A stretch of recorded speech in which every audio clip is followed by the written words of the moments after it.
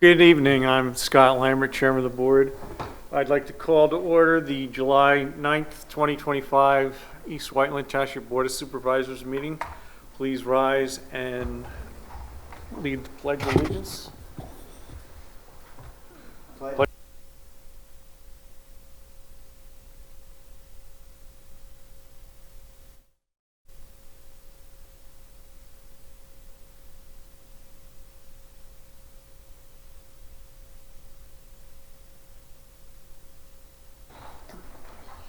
Just a quick introduction to everyone up here on the table, and to note that Peter Fixler, Supervisor, is on Zoom call and will be participating through the Zoom aspect of it. On my right is Vice Chair Rich Orlow, and on my immediate left is Bernadette Kearney, our solicitor, and to her left is Township Manager Steve Brown. Start off with the board briefings. Executive sessions were held today, July 9th at 4:30, in which we discussed real estate, personnel, and legal issues. Catherine, if you can give us a little quick update on our monthly report on grant awards. Thank you, Mr. Chairman. I don't have any updates for this month on specific awards, but I will have something a little bit further down regarding another application for Route 30, so I'll save my update for that time. Okay, thanks. Next up is on the Zoom call, Larry, regarding an update for Park and Recreation. Thank you, Mr. Chairman. Summertime is in full swing for us here at Parks and Recreation, which means we got a lot going on. First and foremost, our summer camp started a few weeks ago. We're back at Katie Markley this year, and we have our biggest camp to date with 155 registered kids, 24 counselors, not including our assistant director and director of camp. And it's been going great. It's chaos, it's fun, it's what camp should be. It's been a real good time. We've also introduced field trips for the first time, busing field trips to relatively far sites off campus, which is a new thing for us. And it's been really successful so far, and camp's just been going really well. Besides camp, we do have other programming throughout the summer. First and foremost, we have our partner programs with Malvern Library. Tomorrow actually is one of those programs, our story time in the park at Back to the Hill. Those are every other Thursday throughout the summertime, tomorrow and then 2 weeks from now, 10:30 at Back to the Hill. For younger kids, probably 1 to 5, very sensory oriented, getting them to engage and kind of interact with the story. And it's really a great program. After that, we have another event with the Malvern Library at Battle of the Clouds Park. They are doing a stargazing event in partnership with the Chester County Astronomical Society. That is next Friday, July 18th at Battle of the Clouds, starting around sunset, so like 8:45 time. There is a rain date for that event as well on that Saturday, the following Saturday, July 19th. More internal programming. We have our summer concert series, The Chill Hill, in full swing. Our next event is next Wednesday, July 16th. It is the 60th anniversary of the Newport 65 Folk Festival, the kind of infamous festival where Bob Dylan decided to go against the grain and play electric instead of doing his normal folk style. Kind of was a real capstone in the movie if you saw it. So we'll have a Bob Dylan set, a Joan Baez set, a Johnny Cash set, Bill Monroe and the Bluegrass Boys, and it'll be a really, really funny thing. Bringing us towards the end of the summer, we have another summer concert series on Wednesday, August 20th, and finally our summer movie night capping off the summer on Friday, August 29th, featuring a Minecraft movie.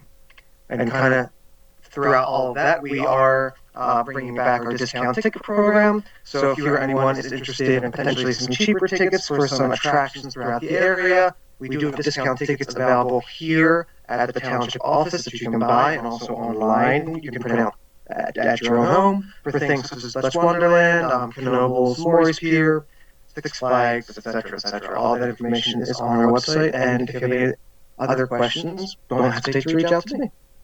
Thank you. Hey, Larry, a quick question. Are Yeah. we the only kids camp at KDM this year, or are there others? They are doing their ESY camp as well, but other than that, I think we are the only camp in there. Thanks. Thank you. Thank you, Larry.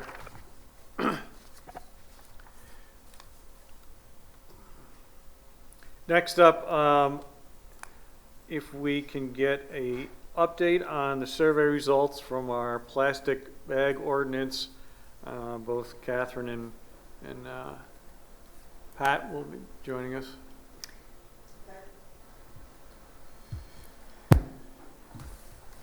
I'm going to go off the slides a little bit. This will work, okay. So first of all, I want to apologize. I have a cold. If my voice seems kind of low, it's a little more lower than usual, but I can get through this. Yeah, this is an update. We met in February, and the EAC recommended that the board pass an ordinance to ban single-use plastic bags. And since February, we've done a lot of work, and I'd like to update you on what we've accomplished and where we stand from now, what our recommendation is. Just quickly to go over the agenda, I'm going to do a very quick review of the proposed ordinance. Just take a second to review what we were proposing, what's been done since February, go over the survey results very briefly. My understanding is that that you have received the more detailed survey results, so you can review those at your leisure. Based on that, we have a recommendation, and then what our proposed next steps would be, and I'll take any questions. Before we get into the ordinance, I want to just emphasize that through some of the public comments, I realized that I want to just emphasize that the objective of this was not to switch people from getting plastic bags to getting paper bags. The point was to encourage people to start bringing their own bags more. So there was a lot of questions as to why are we switching back to paper? What's the point of paper? And why are you charging? That's not the point. It's to provide an incentive for people to bring their own bags and not use either single-use plastic or paper. So very quickly, the proposed ordinance was that retailers would no longer provide the flimsy, single-use plastic bags, plastic straws, or polystyrene, which is styrofoam, takeout containers in the township, and plastic utensils would only be provided on an as-needed or as-requested basis. We also were recommending that retailers would charge anywhere from 10 to 20 cents to provide a paper bag in lieu of these plastic bags, and that was to provide an incentive for people to bring their own bags. And we got a comment from a retailer that they would prefer to determine their own prices and for us to not stipulate a price, so we thought that was a good idea. There would always be exceptions for certain things such as produce, flowers, dry cleaning bags would still be allowed, newspapers, etc. And the actual plastic takeout containers that are recyclable would also still be allowed. There was no ban on that. So what's been done since February? Working with Catherine and the consultant, Dandelions, we created 2 separate online surveys for the general public and business owners. We wanted to determine their current practices, their opinions, their knowledge of the subject, what concerns they might have on this issue. We also conducted in-person visits to all the business establishments in the township and notified them of the proposed ordinance and distributed a copy of the survey and encouraged them to please take this survey, that we wanted their input. We advertised on the township website and through social media regarding the ordinance, and again, encouraging participation in the surveys. And then the survey closed June 30th, and we have since compiled the survey results. So I'll go over the general public first and then the business owners. We got 204 responses from the general public, and I have to say we were pretty surprised. We did not get as positive a response from the general public as we expected. And people have very strong opinions on this, it appears. Most people were either strongly supportive, about 50%, we expected more, or strongly against, at about 46%. There was more support for banning polystyrene. I think people do understand styrofoam is not recyclable, it doesn't biodegrade, etc. People did talk about they would prefer a rebate for bringing their own bags rather than being charged for a paper bag. And when you really dig into the data, there was some mixed messages, some contradictions from one question to another based upon looking at options for answers, 1, 2, 3, 4. There was some mixed messaging in those results too. I only pulled out 2 graphics on this just to keep this brief, but something that was interesting was this pie chart shows, question 2 was, to what extent do you believe that single-use plastic bags are an environmental problem? And it was nice to see that almost 50% did believe it's a large problem, and almost 30% believed it's a somewhat of a problem. 22% believe no problem. So we do have an understanding that people do understand that these plastic bags cause a problem. So I saw that as good news. And the other positive was that question 8 was, how often do you use reusable bags when shopping? 64% responded that most of the time they bring their own bag, and 20% some of the time. Then there was another 15% that said not very often or never. So again, that's a very positive response. So people are complying with the ordinance, but it appears they don't want it forced on them. I think that's what I would see. That's what I read into this. They understand the problem. They're already bringing their own bags. Moving on to the business owners, as much as we tried to encourage them to respond, we only got 23 responses. We tried to have a private meeting here for them, or a public meeting. 5 people showed up. We went door to door. We still only got 23 responses. And we were expecting it to be a little more negative than the general public. We did have 47% oppose the ban versus 32% that, quote, support it. And I have that in quotes because that was kind of, well, we'll go along with it if you want us to, but we really don't want to have to do this, and we don't want to have to charge our customers, and we're going to get pushback. So that 32 was, if you help us, we'll do it, but it was not really supporting it. That was not really a surprise for us. 47% did support banning the polystyrene. That's a higher percentage than, that was good. It's probably that most people don't use polystyrene. I think there's a very small percentage of the companies that use styrofoam, so it doesn't impact them. And 45% did say that they could support it if the township assisted them in the transition. Not really sure what the assistance was. We didn't get into that kind of detail, but we got a little bit more positive when we got to that question. I do have a couple bar graphs that I feel like this shows it a little more. So 76% reply of the respondents, remember there's only 23 people responded, but of that, 76 said they use single-use plastic bags. Then we asked them, do you offer an alternative? That's the next question. And 45% said we do offer an alternative. And as the follow-up question, which is not on the slide, I didn't include that, when we asked what's your alternative, 100% said we offer paper bags. So if a customer were to ask for a paper bag, they had that. But that's only of the 45% who have an alternative. But at least, again, we show that some people are already complying with this ordinance. Okay, next.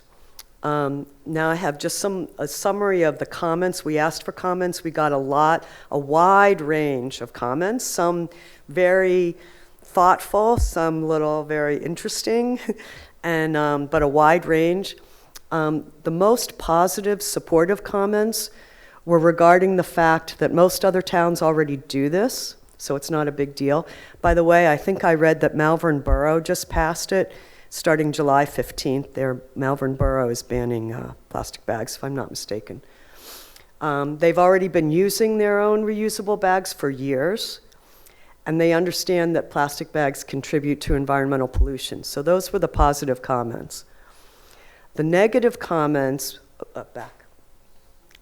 The negative comments, many were regarding government overreach. They really saw this as government overreach. And they didn't like that. Don't tell us what to do. Also, there were some people that said, we reuse these bags for home trash, for animal waste. We return them to the recycling bins at stores that take them back. So that was some of the negative comments. I will say it's not clear that the bags in the recycling bins really end up getting recycled because it's very difficult to recycle these bags. Next.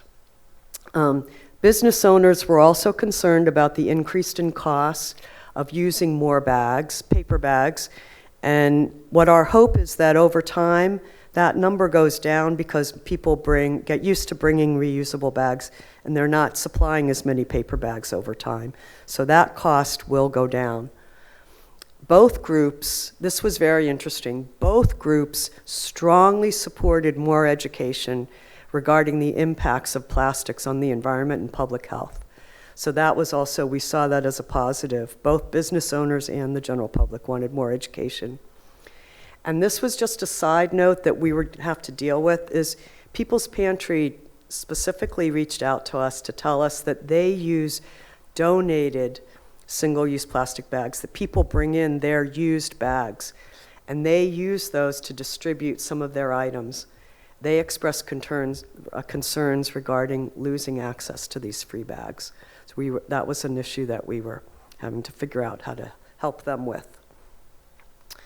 So based on all of this, and there's more details in the thing, but based that we are not having overwhelming support by the public on this and pushback from the businesses, although the EAC believes that this ordinance would have a positive impact on the community and the planet as a whole, but based on these survey results, the EAC recommends that the board table this ordinance for now, allowing more time to provide additional public outreach and education on the issue.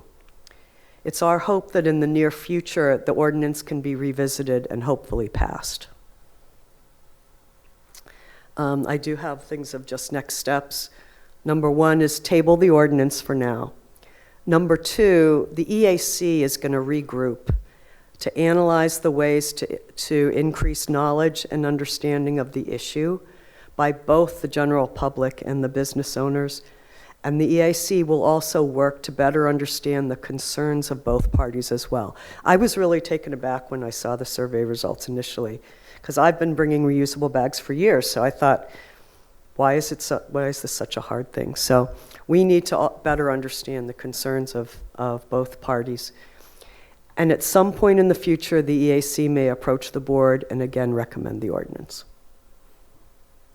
So, do you have any questions? First of all, I want to thank you and everyone that was involved with looking at this and trying to get this reviewed, looking at it from a practical standpoint, what would work and what wouldn't work. We would appreciate that. Hopefully, we can resolve some of the issues. I think it's still a good ordinance. It's good for the environment, and we're one of the few communities that doesn't really have anything at this point in time. So. Right. I think the survey really was a good thing, and we all learned a lot from it. We would have learned more if more people would respond, but that's what happens, I guess. So, right, thank you. How was the solicitation put out to people? Was that internet site? Yeah, through the Okay. website and social media, both. Right. Yeah. Okay. And how do you handle people who have bags in their car and always forget?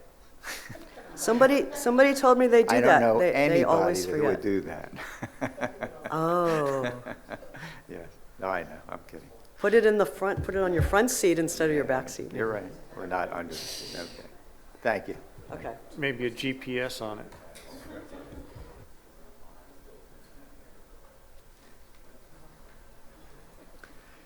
Catherine, anything else to add?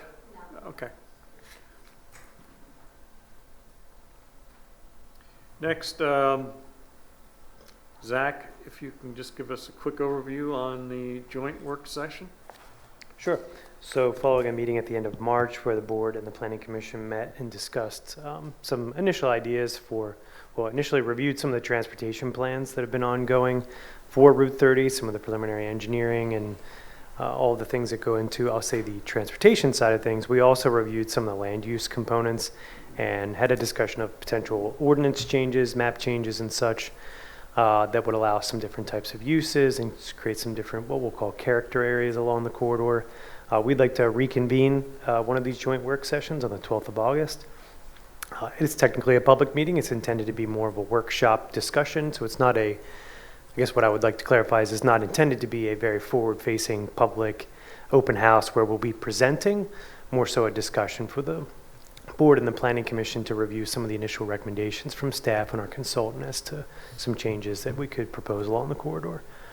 So very much focused on like the streetscape and the front yard, but also some different uses, what we think is maybe a more right-size approach to some of the recommendations from the Route 30 corridor study from 2018, specifically on residential components and how much, how little, what types, what scale, what size, and where.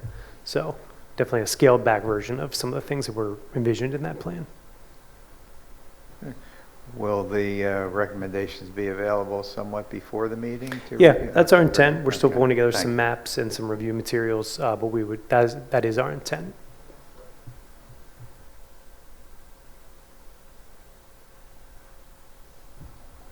Thanks, Zach. And I guess you're up for the next item? Sure. So very high level, I think many folks are aware that there is a funding situation with SEPTA. They recently passed their fiscal budget, which notes a more than $200 million deficit, in part because of a lack of funding authorized at the state level. So without getting all into the state level aspects of this, just wanted to point out that there are some resources available on the SEPTA webpage. The page is called Funding Crisis. And it does speak to like the economic impacts, some of the traffic impacts. There's been some analysis of what some of the closures, some of the discontinuing of bus lines and regional rail lines would do from a traffic impact standpoint. Obviously here we're sort of at the end of the Paley-Thorndale line, the former R5. So our residents do use it. We have a bus line. And really all I would really like to call out here is that, it seems like a city issue, it seems like a state level issue, but there are residents who are impacted by it. But mostly really just to call out that there is a form, so to speak, where you can fill out and reach out to your state legislatures to raise concerns over the funding gap and encourage an authorization of additional funding. So mostly just wanted to point out this web page because there are a lot of interesting resources there, economic impact analyses, traffic impacts, and just call out they make it pretty easy to reach out to the legislatures, of course, because they're trying to drum up support for their cause. And the current budget calls for the elimination of the R5, right? Not just reduction, not just closing it off hours, it's the elimination. There are reduction of services. There are some increased fare. You probably saw some of the more recent articles about charging for parking. So some of it is phased. There's some different dates where that kicks in. The R5, the Paley-Thorndale line is sort of, I believe, a later phase. It may even be till January of 26, but there's sort of an incremental approach probably to help them buy some time at the state level too. I know there was some recent activity, a proposal to increase some funding to at least close the shortfall. I don't have the numbers in front of me. I wouldn't want to speak to the specifics of that or where it stands from a timing standpoint. Well, there has to be. Can you imagine what the Schuylkill Expressway would look like if the R5 was eliminated? Certainly. It's already a parking lot. It is, and there's the side streets that lead to all of those. There's 202, there is a traffic impact study. It's interesting, it's very high level, it's model-based, of course, but even our stretch of 202 here is highlighted. I think it calls out like 1,000 extra trips in the morning, and I'm not sure if that's the full window or per hour, but point there being is there is even a local impact even out this far west. Thank you. I'd like to give an update for everyone regarding House Bill 502, which is sometimes called the Governor's Lightning Plan. But essentially what this bill was, it came to light about 3 weeks ago in Harrisburg, is that it provided a fast track for a panel of 7 individuals to make approval for power generating facilities within townships. And as such, they overrode the local oversight that would normally occur for development, and items such as height of a building, the location, the sound issues pertaining to power generating facilities, the taking of public lands for the building would have been, again, avoided. The local municipalities would have no insight over that. We opposed it. A substantial amount of supervisors and townships in Pennsylvania put together a coalition. We fought it. We sent letters, and I'm happy to say at this point in time that the bill did not move out of the Energy Committee 2 weeks ago. It was pended or removed, we're not sure. Hopefully it doesn't show up again. But what is important, I think, is that we reached out to a lot of you folks, and I know a lot of folks ended up calling your representatives to voice opinions on this bill, and we were successful at this point in time to prevent this from going through at this point in time. So if anything changes, we'll let you know on that. One other notice here that I just wanted to mention is that we have a lot of respect for volunteers, and we always kind of look at them as a unique family. And one of the early Park and Rec members from 1996 to I think 2000, Margaret DeFry, recently passed away. Just making a motion or a mention about her passing. She was one of the first group of people that started to look at the development of the Backton Hill Park way back then. I know she and I used to have long conversations about what they used to think about and how it started, and then how it fell apart. But again, just a moment of thought for her, and again, all of the folks that are volunteering. We appreciate everything they do.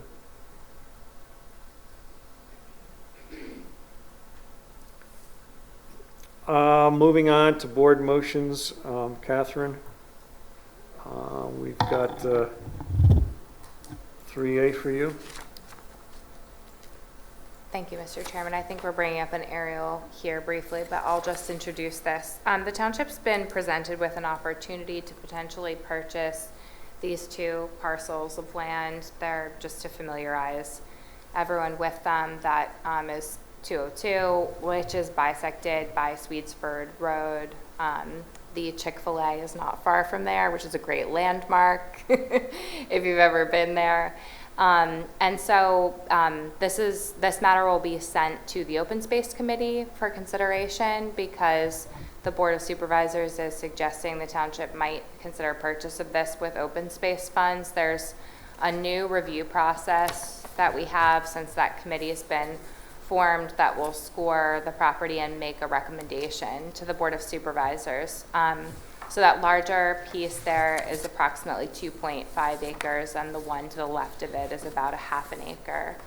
And that's the Hillside Drive entrance right there, just again to orient everyone. There's not currently any improvements on the site. You can see it's pretty wooded there. So no other notable things to point out at this time, but there'll be an update after the Open Space Committee reviews and makes recommendation.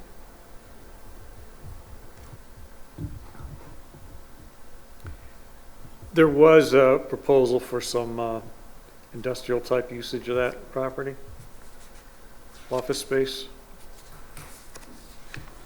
There was a sketch plan. It was not formally submitted or reviewed, but yeah, it would have been a small flex building with a parking lot. So hard to say exactly what the user would have been, but certainly one that was envisioned by the original purchaser.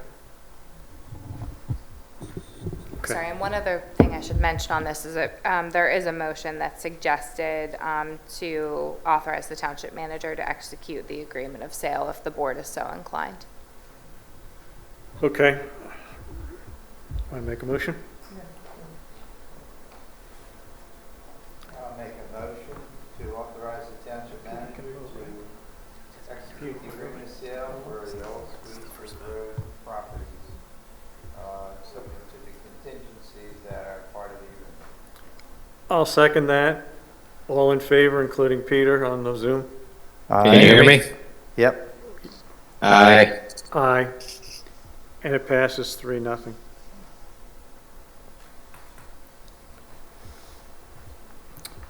Moving on to the Williams Pipeline. Thank you. Yes.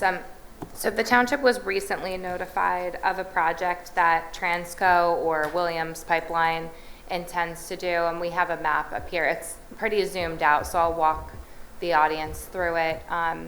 Williams Pipeline is one of several in the township. It runs across the state from Maryland Central all the way up to New York City, the Long Island area. The project that they're proposing would increase pipeline capacity for natural gas as the product that they run through there along their entire northeast supply corridor. They are specifically proposing in East Whiteland to expand the footprint of their Station 200, which is right where that cursor is. It's located on North Backton Hill Road near GVCO or Backton Hill Park. In that area, there is a residential neighborhood just behind it as well. They are hoping to start work later this year, and they filed paperwork with FERC, which is their regulatory agency, to expedite issuance of permits. Because of the timing on this matter, the Board of Supervisors did authorize the township solicitor already to file a petition to intervene because it was time sensitive.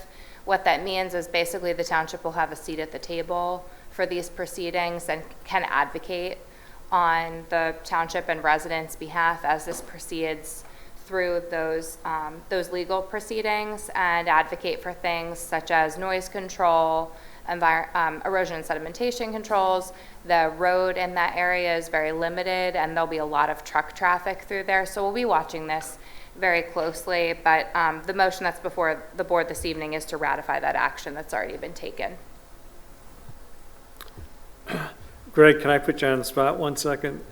In terms of, obviously, when you look at one of these pipelines, your biggest concern is safety and our ability to respond to some catastrophic type event, as we've seen throughout the country. And so probably we're going to be reaching out to you just for your input and thoughts to look at this. So when we sit and intervene at the meeting, we'll have some of your thoughts on the situation. Yeah, absolutely. I'd love to gather more information about what they're looking to do and do a deep dive and research. Right. On what, I'm hitting you cold, but I'm just Yeah. kind of giving you a heads up. I think that's important to get your input. yeah, I appreciate it. Thank you. Okay. You want to make a motion? Yeah, I'll make a motion to ratify the petition to intervene in the Transcontinental Gas Pipeline Company FERC certificate application. I second the I'll motion. second that. All in favor? Aye? Aye. Okay, good to go. That's a pass 3-0.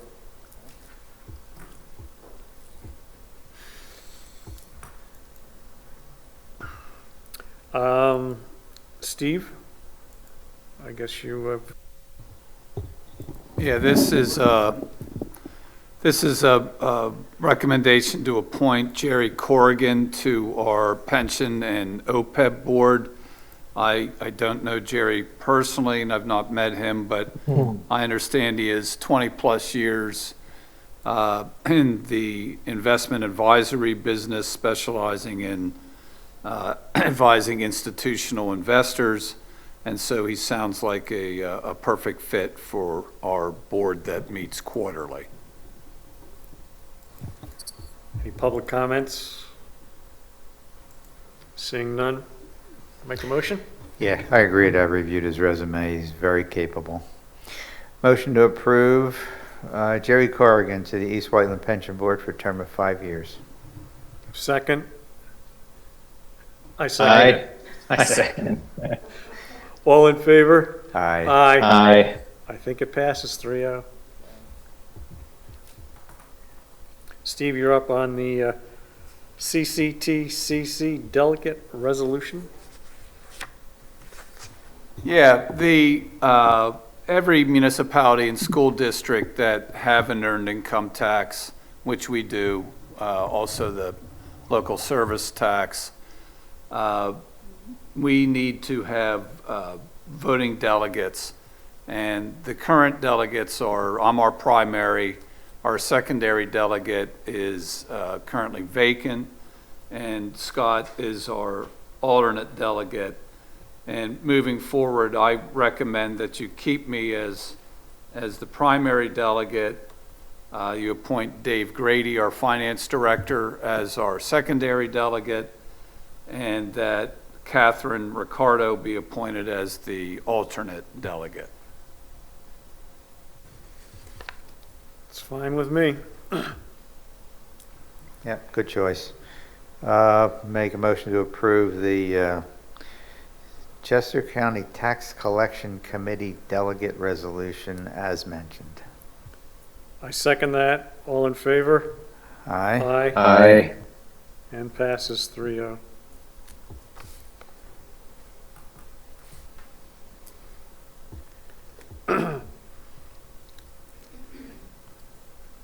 And here's the second part on our grant awards for Route 30. Catherine? Yes. So just by way of update, because this project is long-lasting, is we have about $6.5 million right now in secured grant funding for the Route 30 improvements. This is a reapplication to essentially close that funding gap to the MTF grant program for $3 million. So this is a roughly $10 million project total with all of the intersection improvements. We refined our application based on the feedback that we received in the last cycle, so we're hoping to be successful this round. So this is just a resolution to authorize application to the MTF grant program. Yep, I don't see any problem with that. Make a motion to approve Resolution 24-2025, the MTF application for Route 30 improvements. And this is a state grant, right? Yes, that's Okay, correct. Great, Mhm. all right. I second that. All in favor? Aye. Okay. Pen passes 3-0.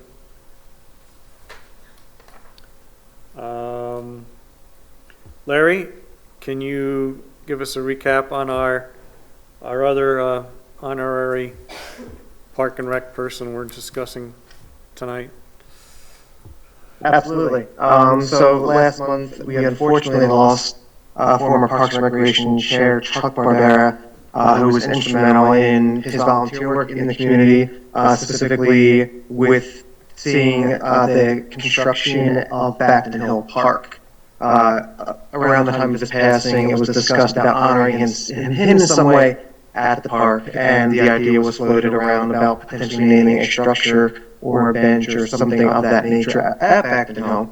We landed on potentially naming the pavilion after him, brought this idea to our Parks and Rec board, who gives their full recommendation to support this idea of honoring Chuck and his legacy by naming the pavilion after him, with the also having the idea of potentially naming and honoring other people of significance, of civic duty in that pavilion as well. So under this kind of Chuck Barbera Pavilion umbrella could live sort of small plaques or memorials to other individuals who also have shown great dedication to our community. So this is just a recommendation from our Parks and Recreation Board to move forward with the idea of naming the pavilion in honor of Chuck Barbera. The name itself is still to be determined, but getting the blessing from the board to move ahead with that. I think it's a great gesture, and again, we rely on volunteers, and we thank them for their effort. And this was an ill-timed passing of a person that was very influential in helping us get the Backton Hill Park over the finish line. So I think it's a well-deserved honor. Would you like to make a motion or thoughts? Agreed. No, I echo everything you said. We spoke about Chuck last meeting too. We will be very much missed. I would make the motion to rename the Backton Hill Park Pavilion in honor of Chuck Barbera, however we determine. Right, okay. I second that motion. All in favor? Aye. Aye. Aye. And passes 3-0. Thank Thanks, you. Larry. Thank you.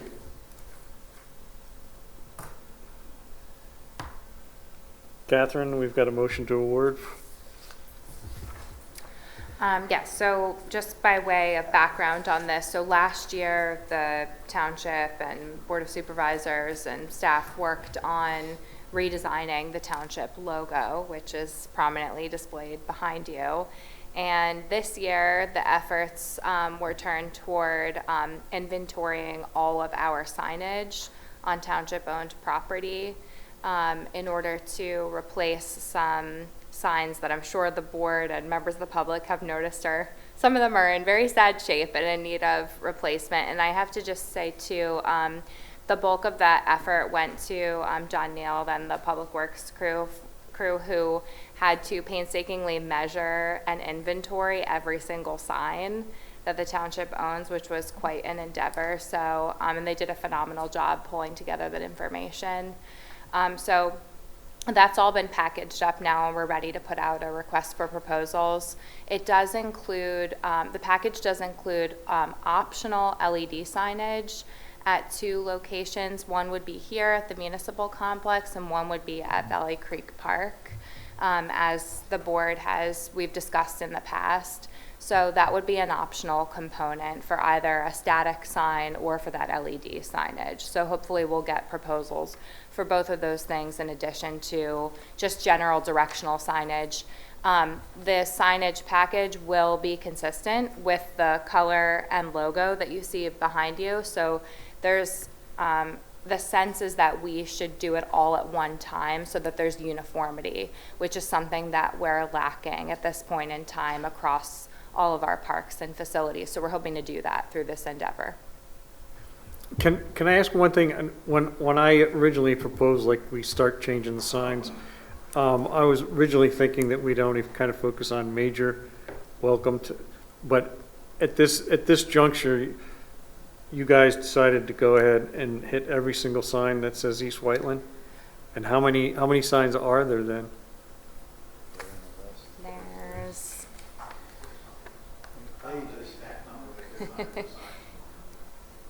I will say it's been the proposal though has been structured, so it's not a bid. It is a request for proposals, so you could accept the whole thing or parts of it. Right.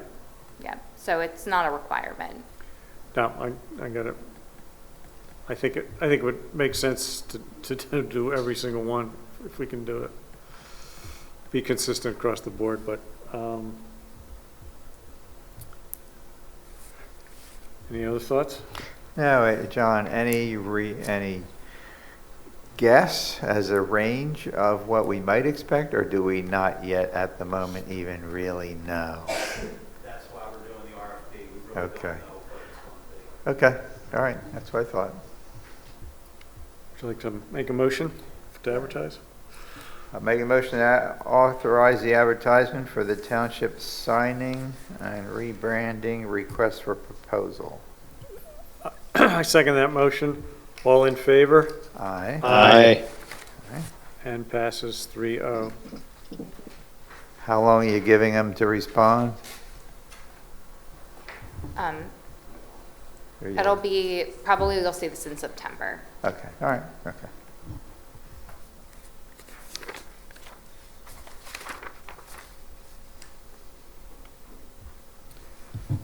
And as we move on, Zach, I'll hand this over to you for planning and development. Sure. So first item here, we do not have any applications on for a decision this evening. We do have two applications rather, looking to present to the board and seek a recommendation to authorize staff in the solicitor's office to draft a resolution of decision for consideration of a future month's meeting. The first is Land Development 11-2024 for redevelopment in the Great Valley Corporate Center. It's associated with the master plan for Philadelphia Suburban and Greystar. This is for Phase 2, the research and development facility located at the corner of Great Valley Parkway and Route 29. I believe the applicant's team is here to provide an update on some discussions from prior month's meeting, so I'll turn it over to Gina Gerber to present. I'm Gina Gerber, an attorney with Riley Riper.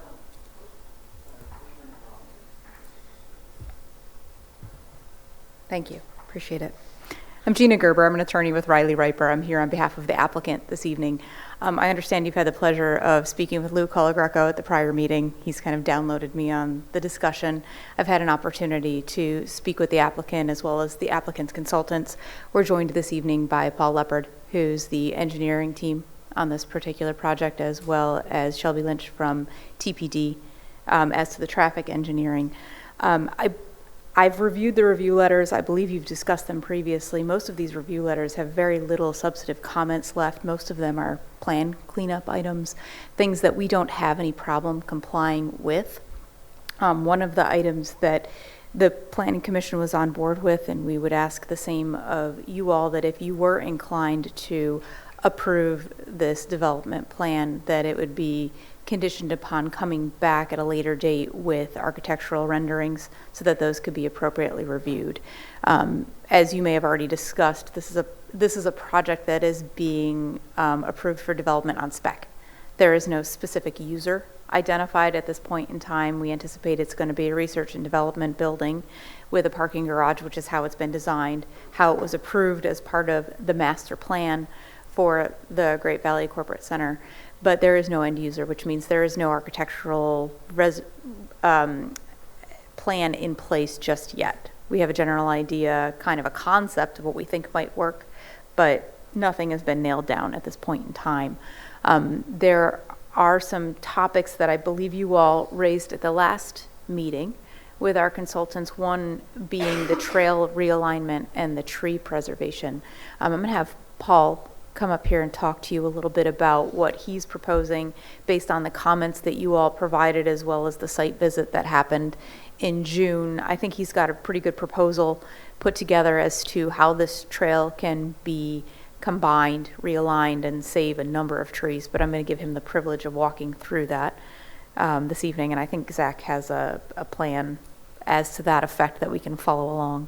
So Paul, if you want to come up and do that. And then when we've discussed that, you can turn it back over to me and I'll address some of the other items. Sounds great. Good evening, ladies and gentlemen. My name is Paul Leopard. I'm the directing manager for GVCC Phase 2. I think we've all been working together on this project for quite some time at this point, so I'm excited to be back. The 2 points that were discussed at our last presentation had to do with the proposed tree impacts, as well as the multimodal trail and linear park along Great Valley Parkway.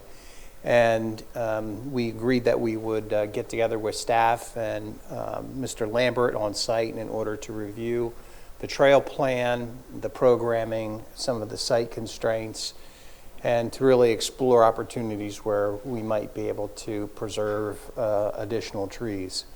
The rendering that you have in front of you is the original rendering, which shows, particularly along Great Valley Parkway, a pretty elaborate pedestrian and trail system that's interwoven along the frontage. And the thought there was that we would be able to segregate pedestrian traffic from bike traffic. And that kind of was borne out from the master plan process, which was back in the COVID years. And based on feedback at the meeting and also discussions out in the field, I think there is a consensus that eliminating the dual trail option and proposing a single linear multimodal trail of 10 feet afforded us the best opportunity to knit a revised trail through the site frontage, around trees and around utilities in the most meaningful way to accommodate the interests of all of the stakeholders: Planning Commission, client, Board of Supervisors, staff. So there's a lot of input and that's kind of we're listening to. Just to highlight a couple of items. Again, the R&D building, 304,000 square feet, is on the right side. 800 car parking garages on the left side, with the main entrance opposing the drive immediately north on Great Valley Parkway. And then there's the trail in between. The green strip between the cartway edge and the trail is an existing utility corridor, and I highlighted this at the last meeting. And in that location, it's prohibitive for us to have a linear parallel improvement in a permanent condition within that easement. So we're programming the space outside of that easement and up to the frontage of the building. Zach, can we flip ahead? There's an overlay that shows the trail on the demo plan. There you go. So the trees that are highlighted in red are not all of the trees that were proposed for removal, but were the primary trees in the vicinity of the trail that were directly impacted by the trail and the alignment of the old plant. So in some way or another, a significant amount of the key trees along the frontages were going to be impacted. And so again, not to repeat myself, but based on the field walk and an evaluation of our limit of disturbance and our grading, we've been able to tighten up not only our grading solutions along both Technology Drive and Great Valley Parkway, but we've also realigned the trail. We'll kind of flip to the next. This isn't a full site rendering, but it does represent the realignment of the consolidated trail through and along the frontage. So I'll start on the Route 29 side, which is the right-hand side of the image. Immediately crossing the Old Moore Hall Road intersection, we're turning that trail up gradient to get it as close to the building as we can. There's a series of, one is a hedgerow, a relic hedgerow of Osage oranges, and then there's a second hedgerow of some cherry trees on the right side, correct.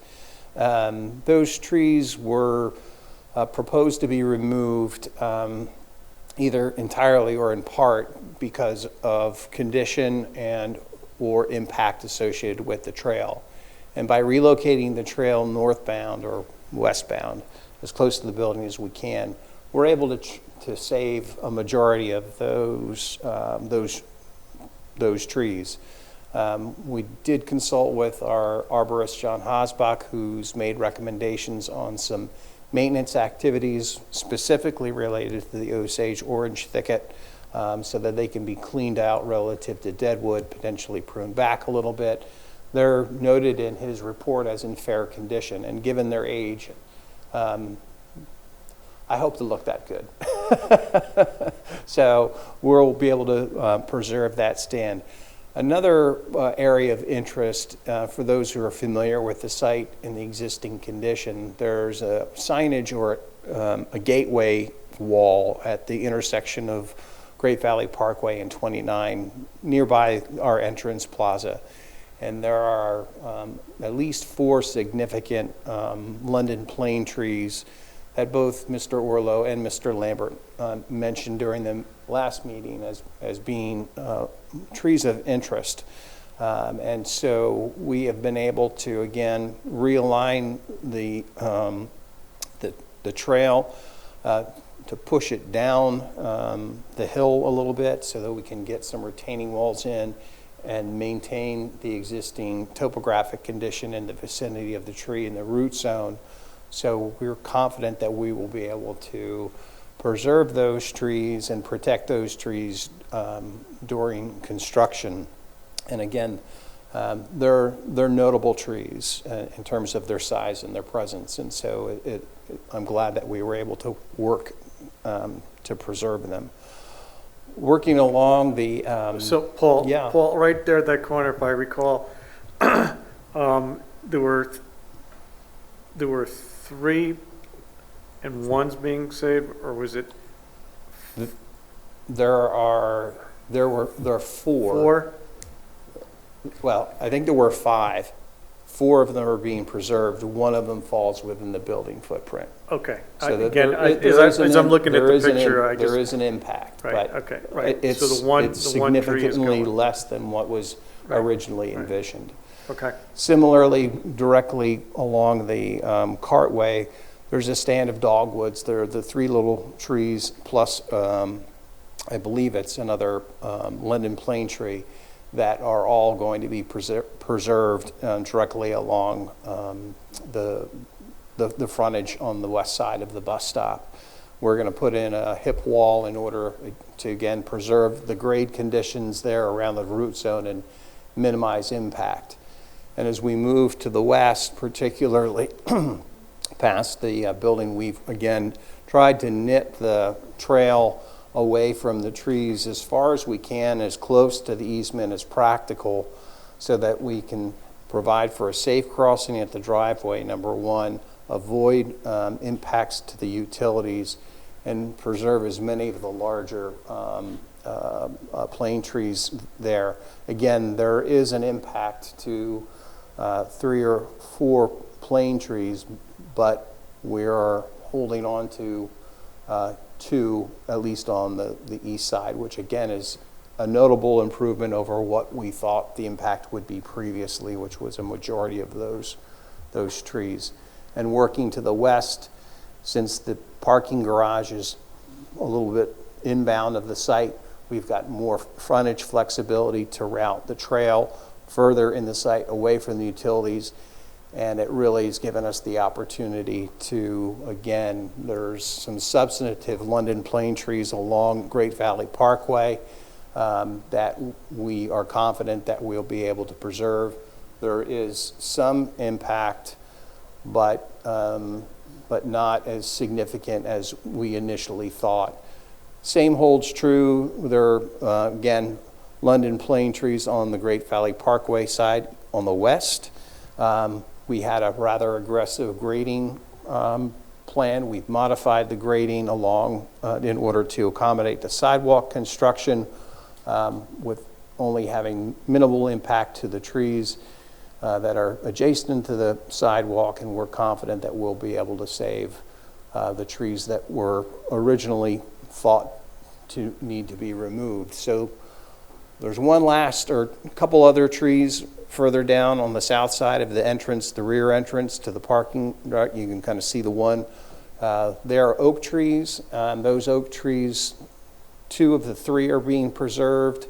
The one falls right in line with the sidewalk. Can you point out exactly where you're talking? Zach, I don't know if you can scale or slide this image. There they are.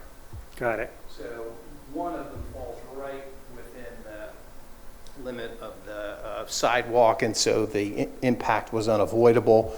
But the other two trees, and there's a pretty significant slope that will remain in that area. So we're going to put some hip walls in around the root zone in order to preserve the existing topographic condition around the tree. And again, we're confident that those oaks will do fine.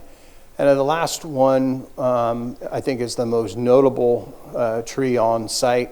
It's just northeast of the farmhouse. It is a rather significant walnut tree, which this walnut tree is pretty nice, to say the least. It's got a full canopy, and it is in good condition. And we've eliminated 4 parking spaces in order to introduce a tree well, which, again, in the current condition, it kind of sits in a depression in its existing condition. We're just going to maintain that and build a tree well, which is pretty much on the perimeter of the root zone. So we're confident that that tree will continue to exist for years to come post-construction. And so we were glad that that was brought to our attention so that we could mitigate that change. So the net result on critiquing the tree clearing, revising the trail plan, we're able to save an additional 40 trees on site. Originally, we were proposing 92 of the 145 trees to be removed. We've dropped that to 52 trees.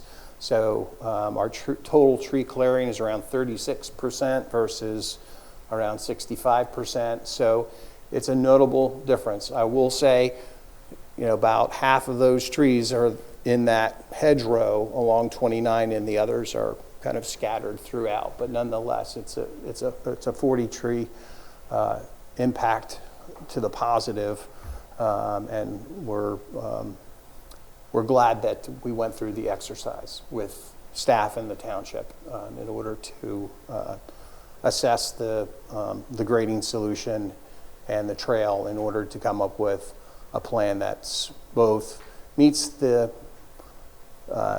desire for a multimodal trail and be able to introduce a linear park component while also preserving some notable trees that have been there for at least 40 years. The color adjacent to the trail is, again, Zach and I joked over the phone about Mr. Comita talks about the tissue that holds things together in terms of the design, and so we're pulling some of the perennial landscape and seating elements that are incorporated as part of phase 1 into the plan with some of the pull-off seating nodes and the introduction of the perennial gardens. That will get kind of developed further as part of the final plan, but I wanted to at least share that that's the intention, is to kind of pick up on the palette and the design approach which is under construction as part of phase 1 into phase 2, so that we have a uniform landscape amenity and rec amenity, which I think will be an asset to folks that are in the R&D building, traveling through, recreating during lunch, or just driving by and looking out the window and saying, hey, that's nice. So that was a big part of our effort since our last meeting. The last has to do a little bit with the trail, but there was some conversation about, what can we do to be a little more responsive to some concerns that were expressed with respect to the farmhouse and the outdoor gazebo area. And so there's another rendering, Zach, further down of that, just as a blow up. There we go.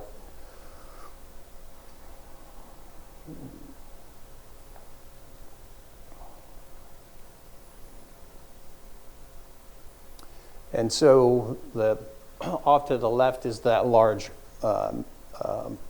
walnut tree that we're going to preserve. There is a retaining wall along the edge of the drive, which has been part of the plan. And that, I don't know if you can zoom out a little bit, Zach. This is the photo of the outdoor gazebo. And so what we're proposing to do with some of the required landscaping is to, and this is on the off of the farmhouse parcel and on the Nicoletti piece. Again, we're going to layer some shrubs and perennial beds and a couple of accent pieces behind the gazebo. Sorry, Chief. Behind the gazebo, and try to frame it so it be more of an amenity than a utility. We think that that's in keeping with being good neighbors, but also in keeping with, again, the minimizing or at least softening the impacts of the loading court.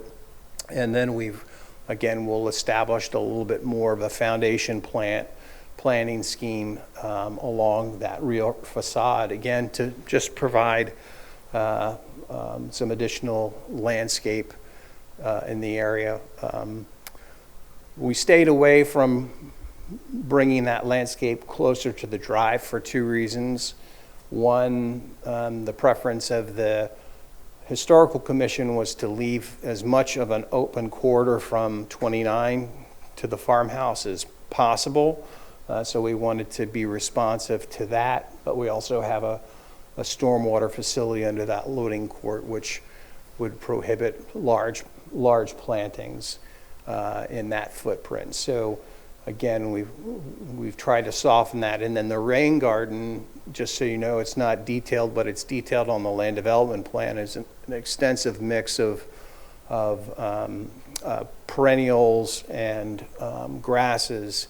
So that's just not going to be a turf area. That should also be an amenity, even though it's serving a rather utilitarian purpose in terms of helping with our stormwater management. So that's what we've been up to since our last meeting.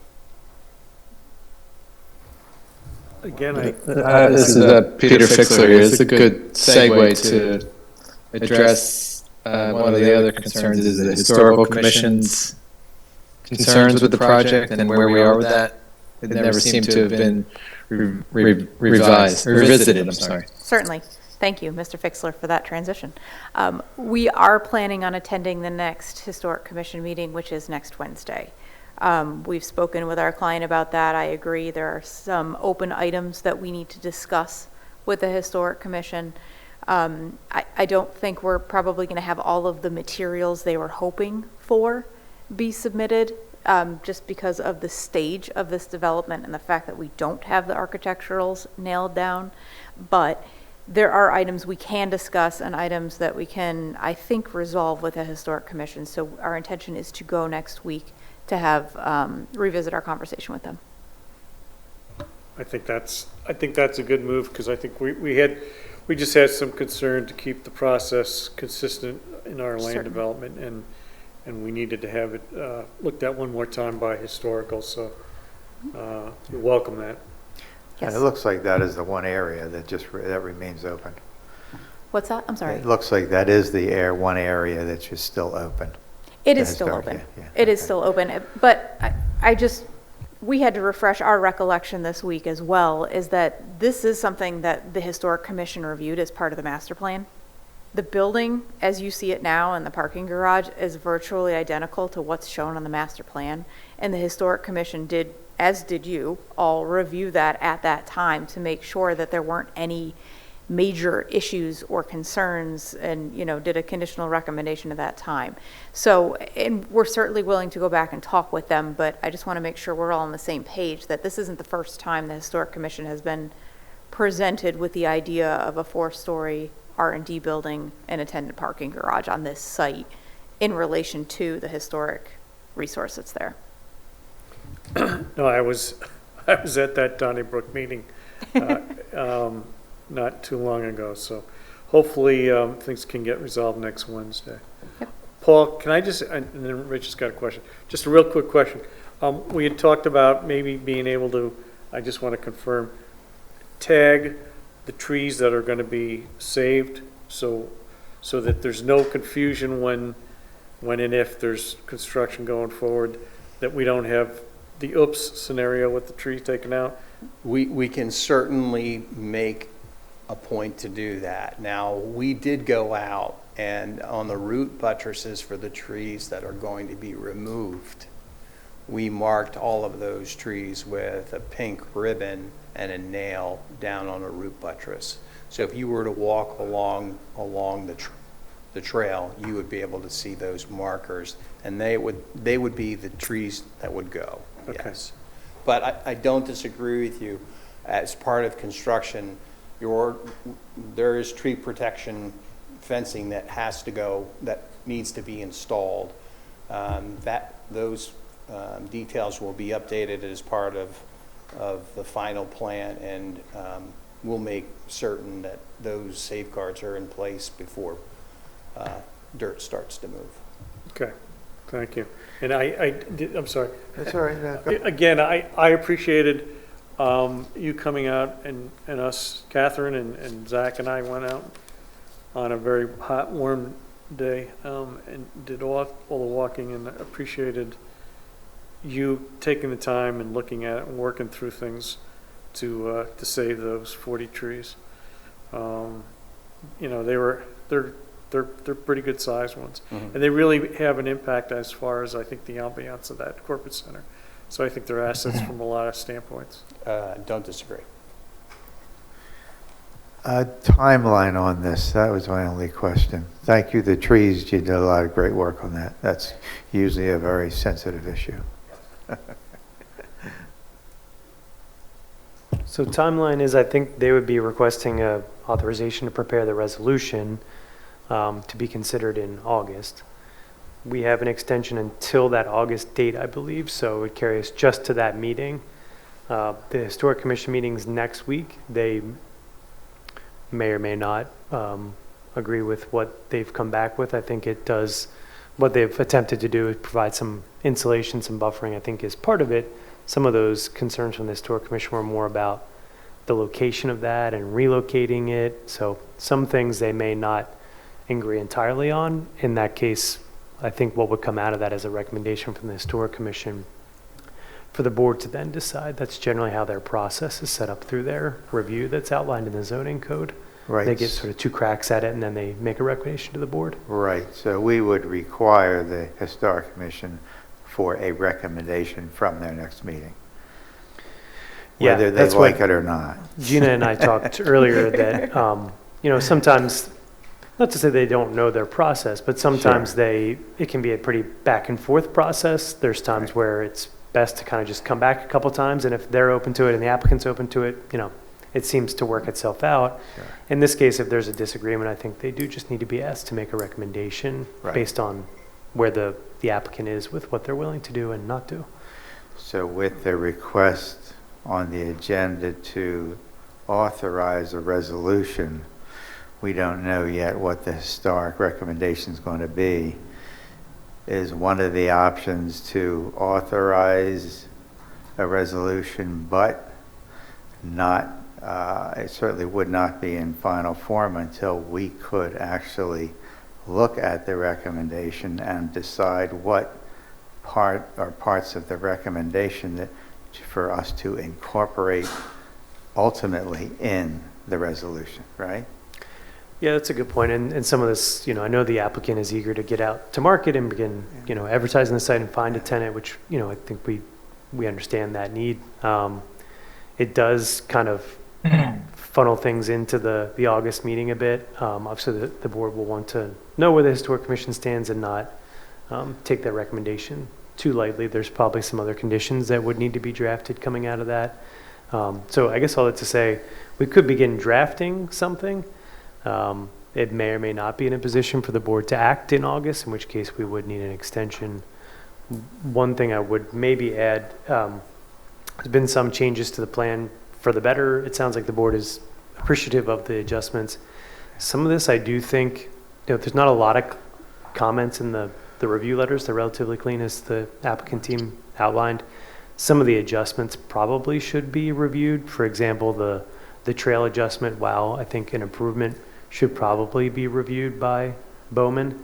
If nothing else, for the crossing aspects, there has been some adjustments that way.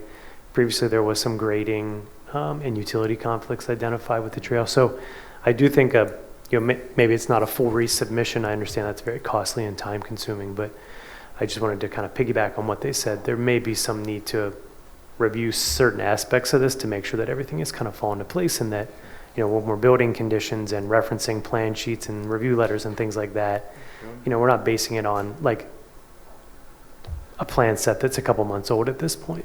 That's changed a little bit. So I know that's a lot, but.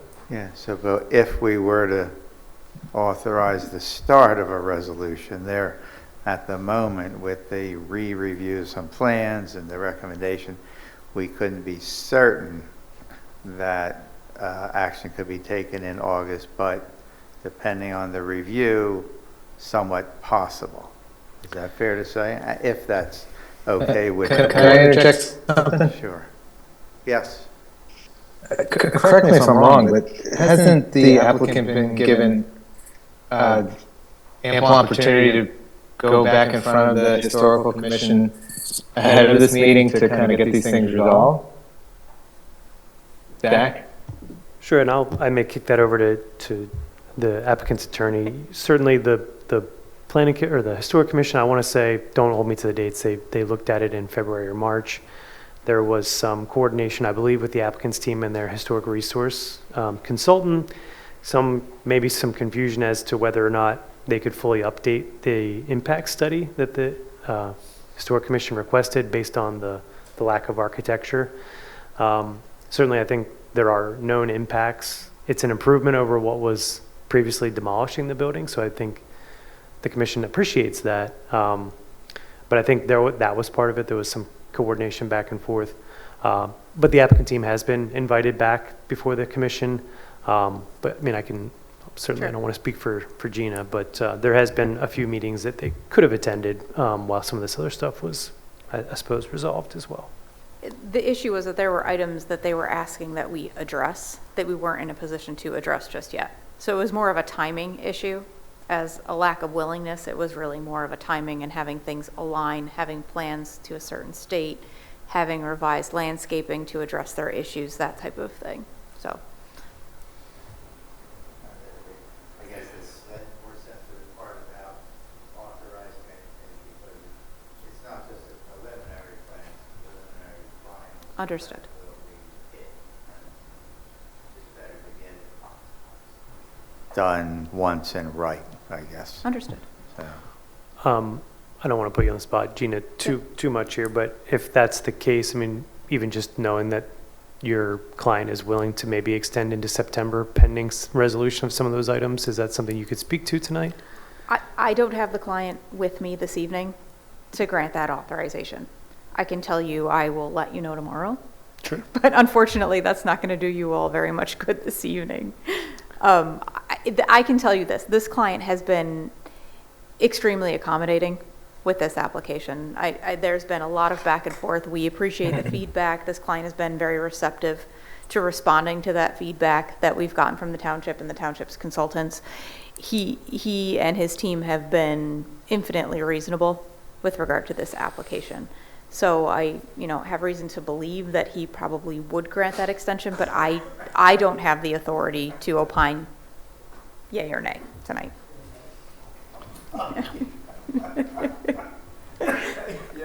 Greg, I think. Is that a coincidental cough? We need it up here.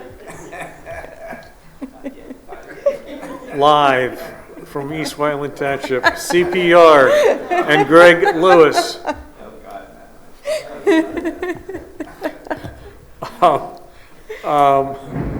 Yes. There you go. Warnings. one other area, if we could kind of maybe touch upon, I think that is a little outstanding, is on the engineering side in terms of when you pull into Great Valley Parkway, there are existing 2 medians Yes. that are there right now. And Yes. I guess if we could talk through that a little bit, we had hoped that perhaps one of those medians could remain in the trees that are situated in there. But it appears though you're looking at removing both of those, which really substantially changes the view and the look as you drive in compared to any other portion of the corporate center. So Yeah, I understand that that was a concern. It is something we did look into significantly. The easy answer is it was part of the improvements for traffic that were approved as part of the traffic circulation for Phase 1. It's something that was approved by PennDOT, something that was approved by the township, reviewed at length by the township's consultants, and it's of record. The removal of those medians is of record. It's not something that we can really revisit at this time to reopen that. However, I did have an opportunity to speak with TPD's consultants on this to see, well, why are we removing these? Why is this here in the first place? Why are we making this improvement? And Shelby's here, she can speak to that a little bit, but from my perspective, I don't think it was a mistake. The reason those medians are being removed is in order to promote safety and traffic circulation with regard to the Phase 1 and the Phase 2 improvements. I think it would actually impede the traffic circulation if you were to leave those medians. So Shelby, if you want to come up and speak to that a little bit as to why those medians are being removed. So removing the median allows us to realign that eastbound approach so that it's aligned with the westbound. Can you hear me? Can you hear me? Okay. Yes. Sorry. So that removing the median allows us to realign that eastbound approach so that it can be aligned with the westbound approach in order to have concurrent traffic signal phasing. So under the existing condition, the eastbound and westbound go not at the same time, so it's split phasing. And so basically that improves the operations of the entire intersection, and specifically that eastbound approach, the queuing, is significantly improved when those 2 approaches are allowed to go simultaneously. So that queuing doesn't extend into the driveways into our site and as well as the existing site driveways opposite. And then we can also extend that eastbound right turn lane further than the existing, I believe, 45 feet. So that has a similar impact to the queuing on that eastbound approach. what was confusing to me, and I think to us when we visited, the entrance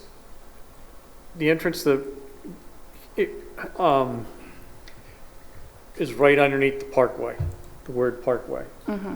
Right. Zach, can you put the cursor on right there? So there's your entrance. And yet you have a medium, as soon as you pull in closest to 29, and then you have a substantial space where there is no medium, then you have a small medium. It just seems odd that you would, why wouldn't you just leave the second median there? Why remove the first one? So here you can see we have a left turn lane into the site, which similarly allows the traffic to continue flowing into and out of the site driveways, both our site driveway and the driveways opposite, so people aren't turning in and out of a queue on either side of Great Valley Parkway. So it's to provide an additional turn lane? Yes, I mean, right, and the biggest improvement is at 29 at the signalized intersection, which was an improvement identified by PennDOT and the township to realign that eastbound and westbound approach, that the 2 signal timings can go concurrently, as opposed to split phase, which increases. When you say align, I'm not sure. It's not clear to me. Align. What does that mean? So you can't see on the plan, but opposite this, you can see this stub. The way that it's currently aligned today, the left turn lanes they have to go at a separate time because they would basically crash into each other.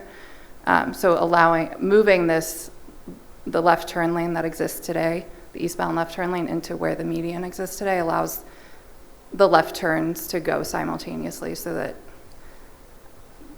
the signal timings can be improved upon what exists today, where they can't go at the same time. Odd that they would have designed that way in the first place. It was a improvement that was identified by, yeah.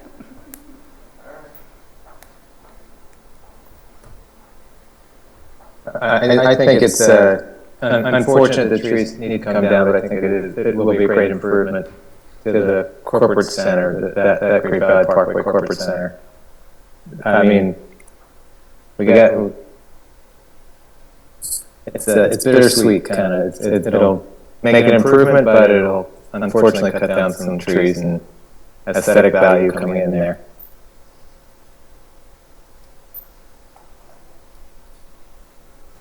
Okay. Thank you.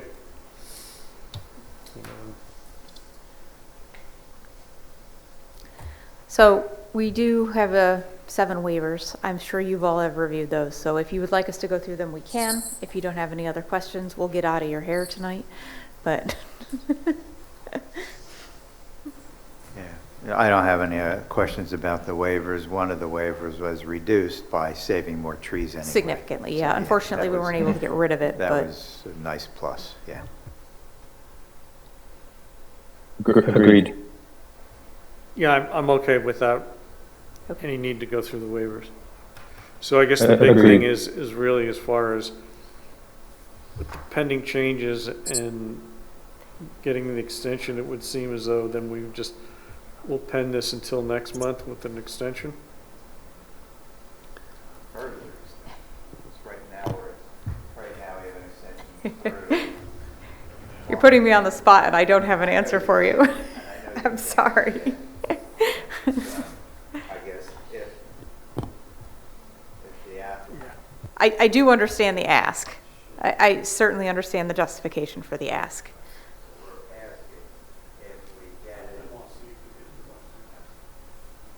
So if we receive the extension tomorrow till September, then we have more time to make an authorization in August for the final resolution, all issues having been resolved with the trees, with the trail, with the historic, and then we can intelligently, we think.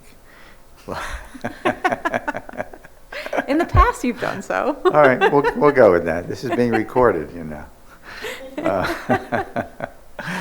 We can come to decisions on all of the conditions to be part of the resolution.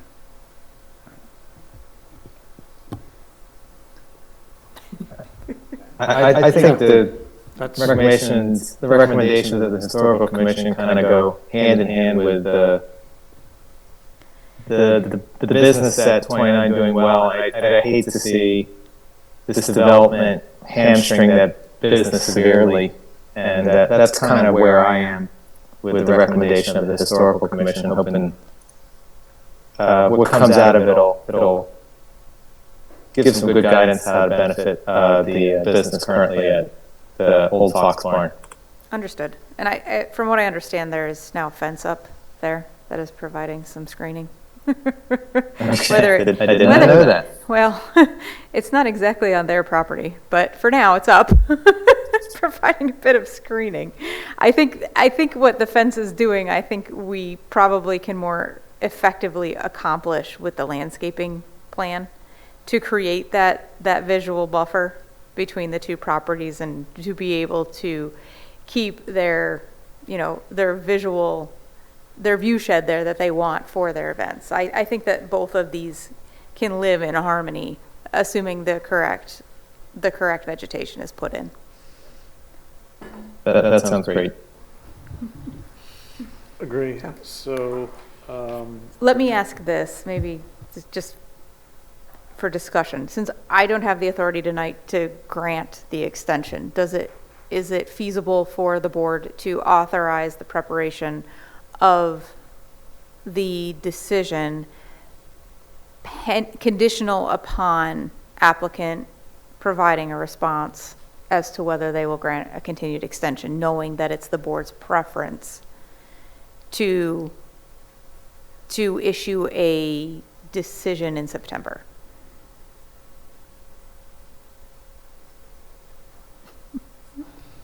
It ends up where we thought we would end up then, in September. Right? Yeah, I do think, not to get this too in the weeds on this, I do think having a look back at some of the resubmitted plans to confirm things, I do think that's important. Some of the things I mentioned earlier, some of the things that are outlined in the letters. And I do think it's going to be tough to turn that around in advance of August. There's some folks, including myself, in and out of the office. I know the applicant team needs some time to prepare things. I know they're very efficient and quick at turning things around, but I think August is going to be tight. So if the board is to make a motion, maybe the motion is that a draft resolution is prepared to be considered in September. If August works, it works. I'm admittedly a little skeptical myself, but if that message is conveyed that the motion is for it to be considered in September, perhaps that is received differently by the client, for lack of a better way to say it. Understood. I'd be okay with that.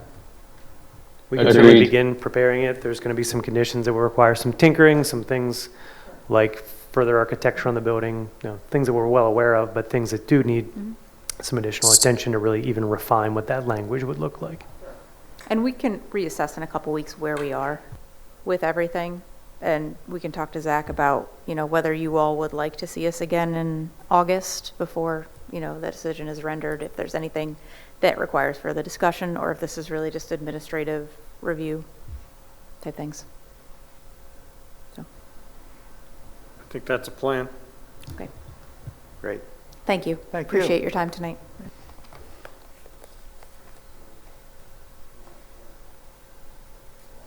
Do need a motion then?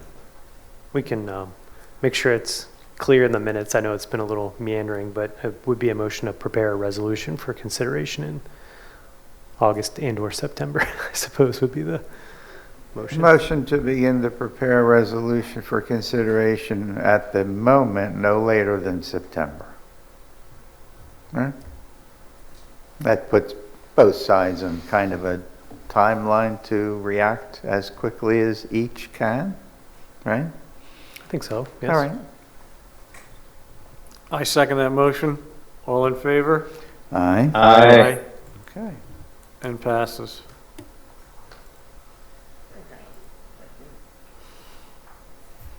Thank you.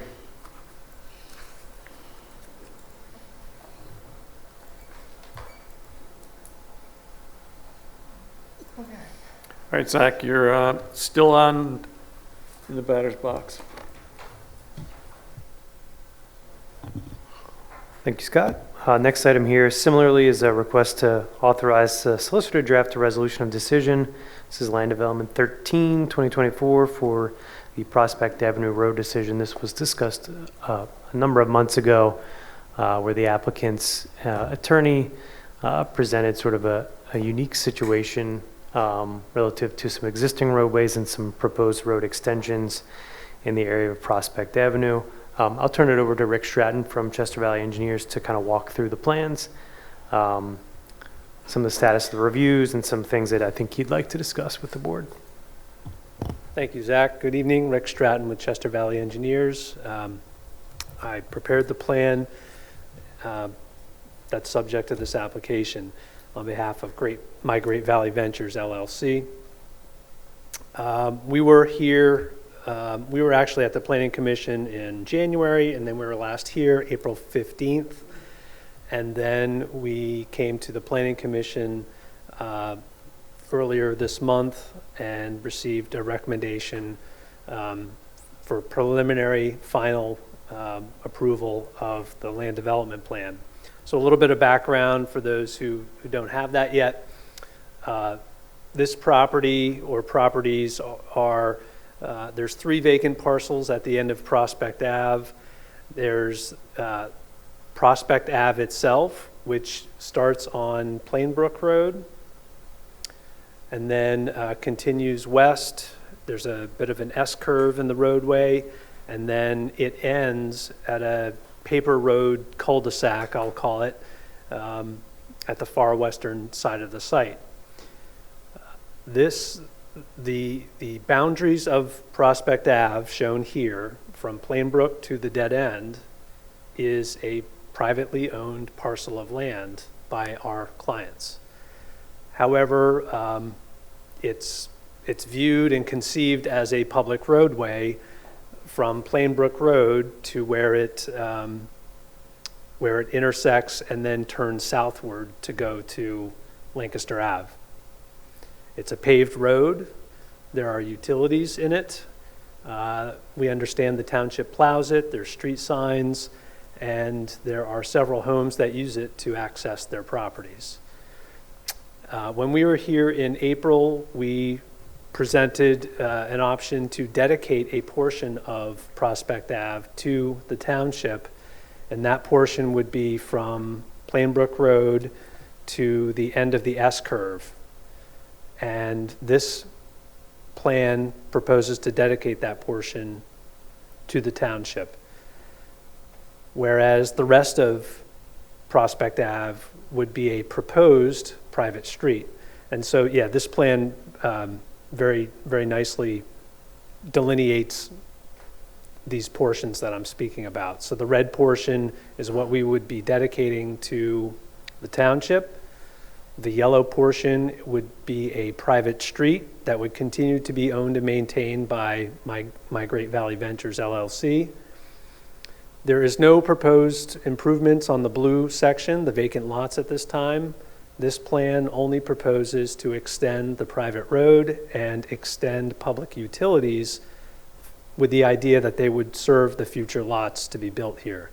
But again, this plan does not propose construction of any homes. It does not propose any subdivision. It does propose to dedicate a portion of Prospect Ave, and there's a minor lot line change at the end where the cul-de-sac is, and I can go into that a little bit later.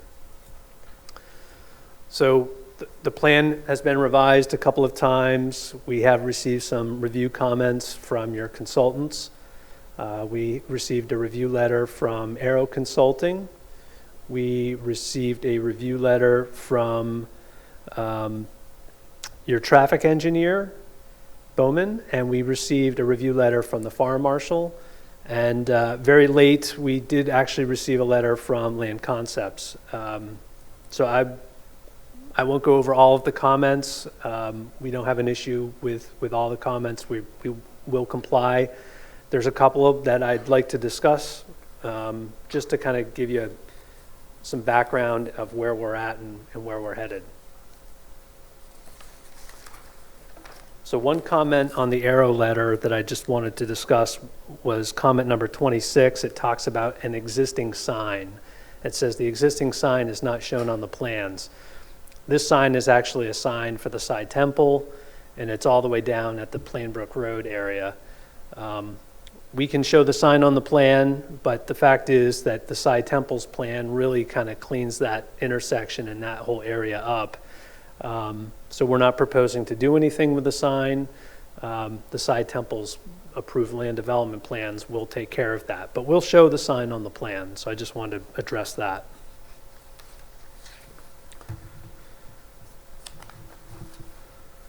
The next yes, sir. Can you just point out where the two trees that are being removed, where they are situated?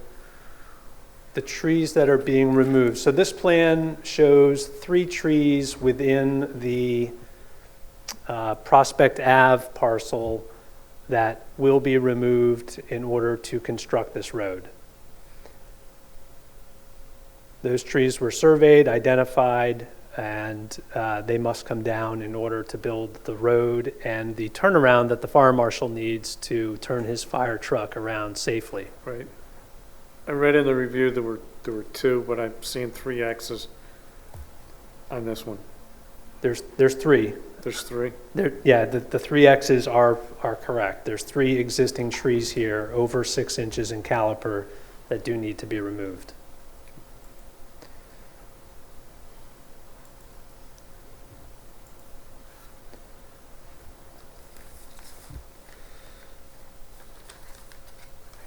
The next comment I wanted to touch on was from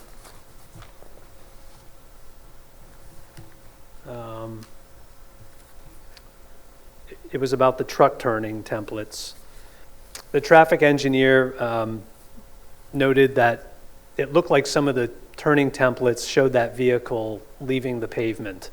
And so we further clarified that some of the lines you see here are the vehicle overhang does kind of overhang the edge of pavement, but the tires will stay on the pavement. So we can further clarify this with some colors which show you the difference between where the wheels are and where the overhang of the vehicle are.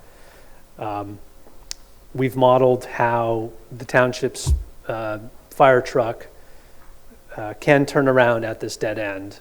And it's not a traditional cul-de-sac, it's, we call it a J-turn, and it's built large enough that the fire truck can turn around without pulling onto private property. The proposed road extension that we're building is 20 feet wide. That's about the same as what Prospect Ave is already. There's some sections of Prospect Ave around the curve that are about 21 feet, but it varies between 18 and 21, the existing portion does. And then there's even narrower sections in front of the two homes here, but we'll widen that to 20 feet. So the whole Prospect Ave now will be 20 feet, and there will be a turnaround at the end. When you say you'll widen the road, will you take frontage from the empty lots or from the existing lots? No. So what will happen on this third lot is we are proposing a lot line change for this third lot. If there's a way to kind of scroll between two plans, this one shows a configuration which will fit this J turn, and you can see the lot line is drawn to contain that right angle configuration. If you go to an existing lot line depiction, maybe further up in the set, well, this plan actually is good because it shows both. The dashed line you see at the end of the cul-de-sac is the existing lot configuration, and we're going to change it to contain the J-turn, and we're going to give some of the lot back to the vacant parcel.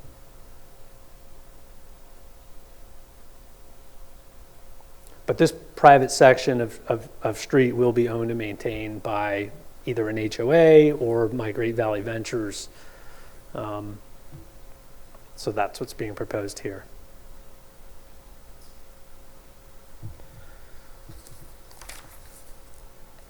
The next comment I did wanted to discuss was the alignment of existing Prospect Ave around the S-curve. There is an existing conditions plan. This plan probably demonstrates it pretty well. If you zoom into the S-curve, the comment really identifies that a portion of the existing Prospect Ave does spill over onto a private lot. We're not proposing to correct that or change it. I think if we were to, the realignment of this S-curve would make the turn even sharper. It's already not ideal, so we do not want to make that condition any worse. We're not proposing to remedy this. The existing pavement is on a private lot. We recognize that, and we just want to be transparent that the township will own this portion of the road, and we're not proposing to correct it. It's a very small sliver, but it does in fact spill over onto the private lot. So the portion where I think it was the red that you're dedicating, Yeah. you can't dedicate what's on somebody's lot, so is it gonna? We're just dedicating what's defined by the right-of-way line, the property line. There's a very small sliver here of existing pavement that's on this private lot. We can't dedicate that. Yeah, okay. But we recognize there is pavement that is on a private lot. That's how the road was paved. Not by our clients, but I think by the township or by Aqua when they were installing sewers.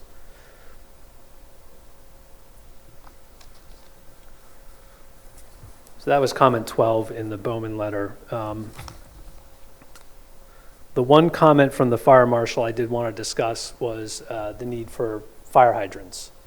And through a calculation of square footage of existing homes and future proposed homes, the calculation tells the fire marshal that we need 2 new hydrants. There's an existing hydrant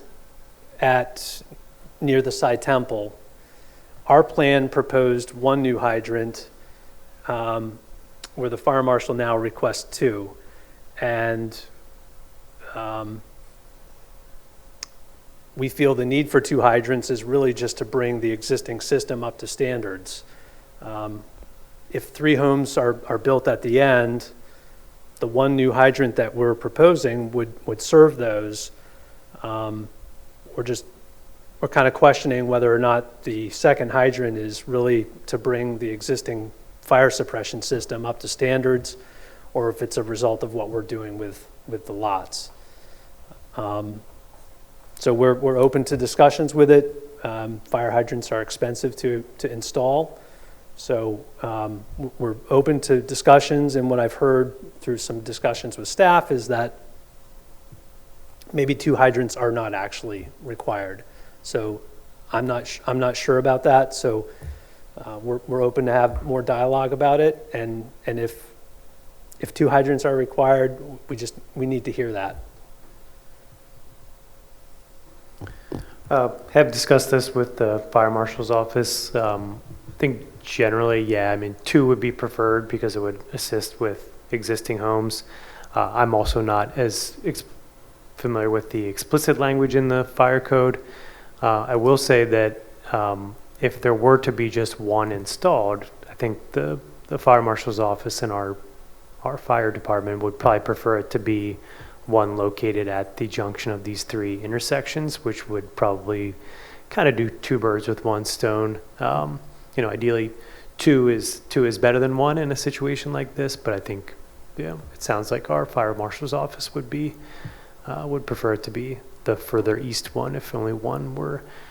As I understand it, the cost is pretty significant. It's, I'll call it $15,000 for a round number, which I'm basing off conversation. I don't want to hold you to a number either. So it is a fair amount of money to absorb for the development of 3 existing parcels. So that is somewhat understandable. Operationally, I think, again, the one closer to the intersection would be better. And Greg, certainly feel free to chime in if you feel differently, but that's my understanding. Yes. Yeah, I'm going to turn it over. DJ Matthews, our assistant marshal, was online, and he'll talk. We had a conversation this afternoon about the review letters and the comments, and he'll kind of comment on what's required by the fire code. So, DJ? Thanks, Greg. Can everybody hear me? Yeah, DJ, we can hear you. Perfect, thanks. Yes, this is obviously an interesting project in itself, because there's a lot of moving pieces going along. The road itself, the potential future development of the lots down on the end of the prospect, as well as the other commercial building on a different applicant that's going in. If you're looking at it just piece by piece, the 3 lots that potentially would be constructed in the near future, or if at all, those 3 lots at the end of the extension, due to the distance requirements, would require the fire hydrant that I believe the applicant initially illustrated on it by one of the first lots there, and I don't have it in front of me, so I'm not sure what the number would be, but that one would be required for those 3 lots at the end of that street. And looking at the whole road in its entirety, that extension, and actually in the end how it extends down to Flamebrook and 30, there is a lack of fire hydrants to service the existing buildings, and in today's standards, there's not enough fire hydrants close to any of the existing structures. So it was the viewpoint of the fire marshal's office that during this process, especially if the township is considering adopting the road, it should, in our opinion, meet today's standards of the fire protection requirements. Having that fire hydrant at the intersection would provide greater coverage and not in totality, but more coverage to the rest of Prospect Avenue that extends down to Route 30, that there currently is no adequate fire hydrants within almost 500 to 700 feet, if not more, along that stretch. So again, this is a unique situation of, where, it's a land development for a private road that the township's getting offered dedication to. But in totality, we do feel that both those fire hydrants are important.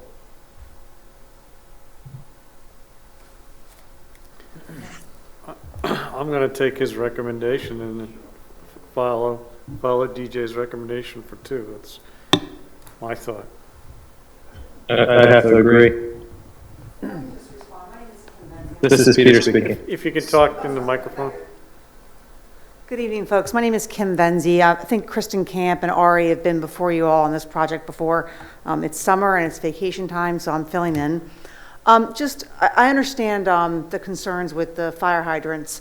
I guess our concern from our developer's perspective is that these are 3 lots that are essentially already existing lots. The client's already going to offer the road for dedication. I think he's certainly willing to have the fire hydrant installed at where the private road begins. I suppose our concern is that, that financial burden being placed on him for the second hydrant is quite burdensome. It's expensive. I know that, it sounds like that might be more of a township issue as far as that if you all need an additional fire hydrant in there, we can certainly, accommodate it. I just don't know that we can take on the financial burden of having that additional expense for the second hydrant. So, we'd ask not to have that burden. I understand that you may, place it upon us. I think we're certainly willing to accept the responsibility for the hydrant that's more associated with our 3 parcels. So, thank you.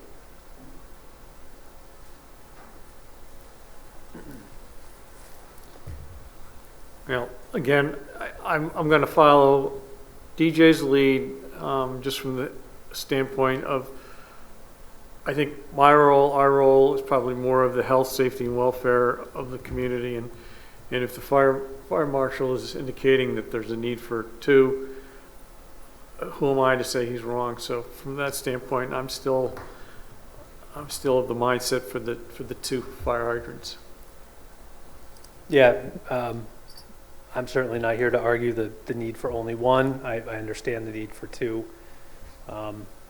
Again, it's really about the financial burden. So if that's the township's position, I think you've stated that, and we can move on to the rest. Well, again, that's just me. I mean, you've got Peter and you've got Rich, so I'll let them comment. Yeah, I think the fire marshal really should rule. Peter?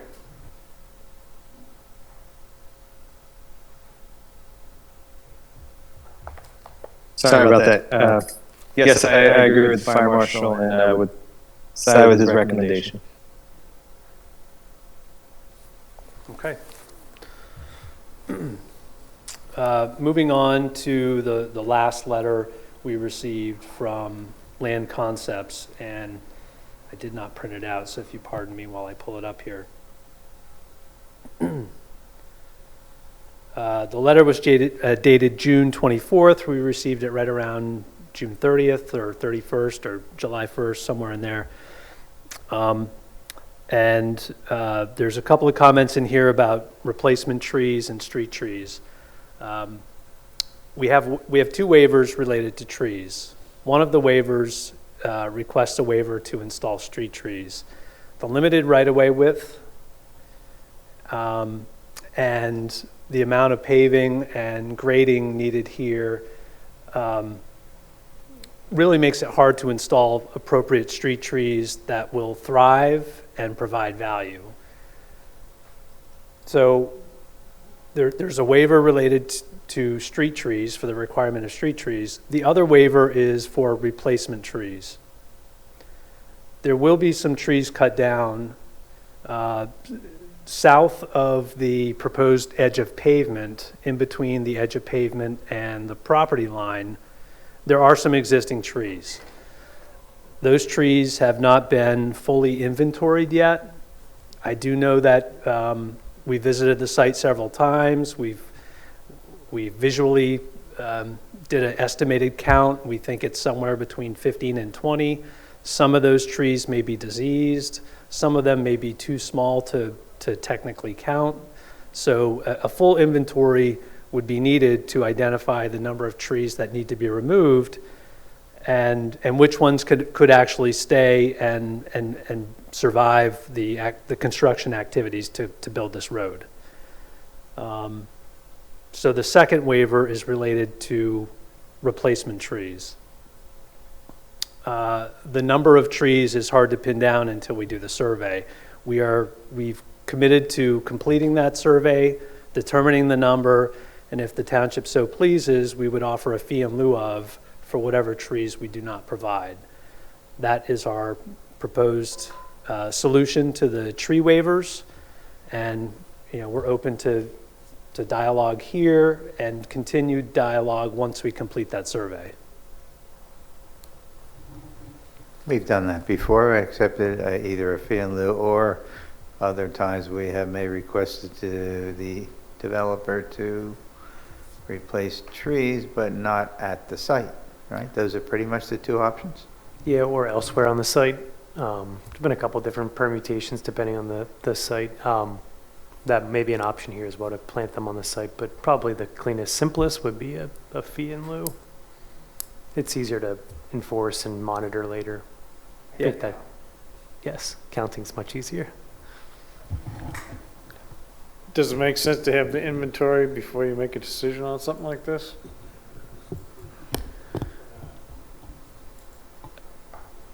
I mean, certainly that's always preferred. I would say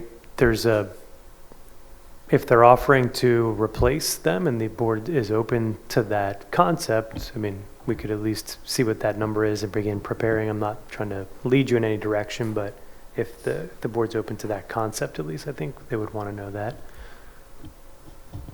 Yeah, do the inventory not open to that concept, I think. I'm open to the fee in lieu. Yeah. Yeah. So I think you got. After dedication, there's half an acre left here, and most of that's paved roadway. We want the trees to thrive, and we think they'd thrive elsewhere, honestly. So those were the only comments I think we needed to discuss, that we wanted to discuss. If there are others that I didn't touch on that you'd like to talk about more, I'm certainly open to that. But we are requesting preliminary final, or at least to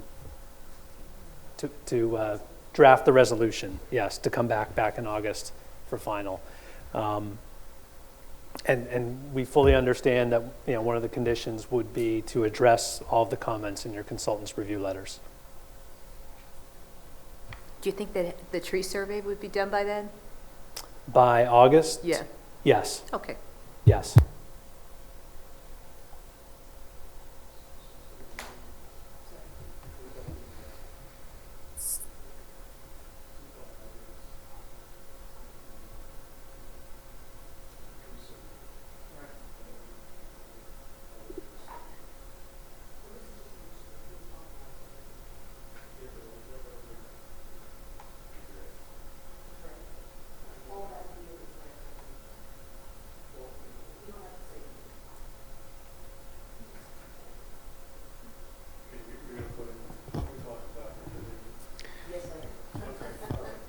Yeah, I think I'm following. I think the main thing is, these things are outlined in the review letters, which the conditions would be built around, but we can call these out more explicitly as well.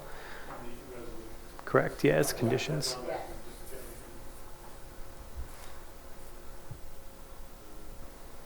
Peter, any more questions?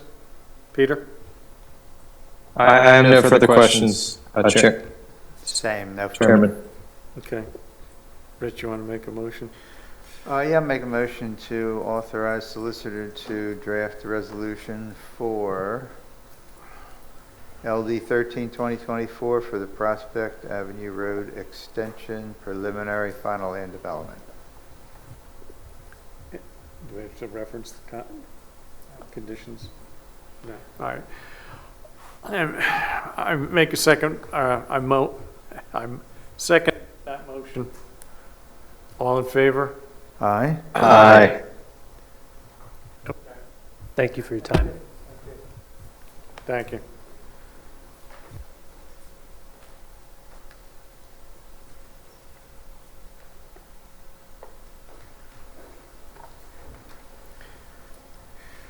Now, I think we got, Zach, you probably got this is the tough one.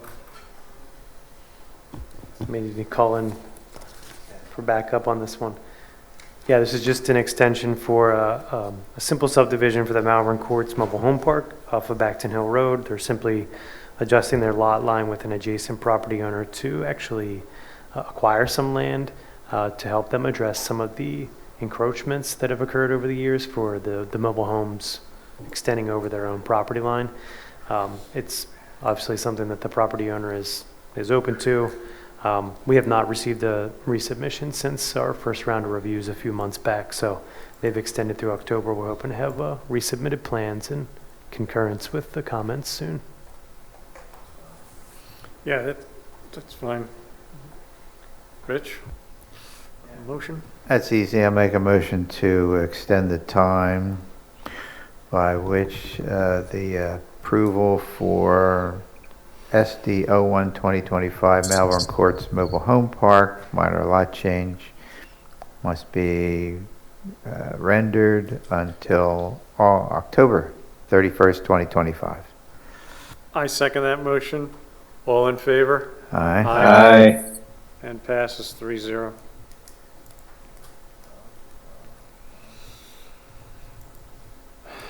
Zoning and code enforcement, John? Okay, for the upcoming month, the zoning hearing board only has one application. It's the zoning hearing board 2025-03. It's the application of Kenneth Shaland and Winifred Winsnegger as to certain property at 11 Kevin Way. The property is in an R2 zoning district, and a lot of the houses in that neighborhood are already non-conforming as to setbacks. The application is for a variance from section 200-102 for enlargement and any other affected R-2 requirements as contained in the section 200 attachment 2, which is the chart of various setbacks and requirements for development standards. The applicant's proposing to enlarge an existing non-conforming structure wherein the addition of a garage will fall within 3 feet 8 inches to the side property line. Zach has, if anybody wants to see plans on it, I have plans available to be seen. If there's any questions, you can let me know. The applicant was invited to be here. He, didn't make himself available, it appears, and so I'm here to answer any questions that you have with the plans. From your standpoint, do you have any issues at all with this? The only concern, and I'm sure the zoning hearing board will be, aware of it, is the burdens on the applicant to show some kind of hardship of why to do it. He says he already has support from the neighbors, but then of course there's always a thing of setting up a precedent that could be detrimental to the future of that neighborhood and other places in the township, which I'm sure the zoning hearing board will be advised of and be cognizant of when they're making their decisions.